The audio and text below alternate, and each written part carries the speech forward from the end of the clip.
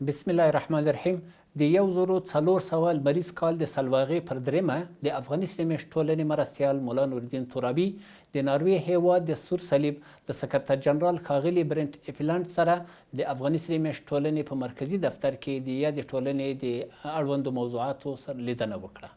په دې لیدنه کې د ناروې د سره صلیب سکرتر جنرال له افغاني سیمې ټولنې سره د روغتیا په برخه کې ګڼې ژمنې وکړې. نوموړي ویل چې د ناروې سور صلیب په 2022 کال کې د افغاني سیمې ټولنې 40 ثابتو کلینیکونو ته د اړتیا وړ هر ډول درمل ورکوي. همداراز به په 2022 کال کې د افغاني سیمې ټولنې د ټولو کلینیکونو د کارکوونکو معاش هم ورکوي.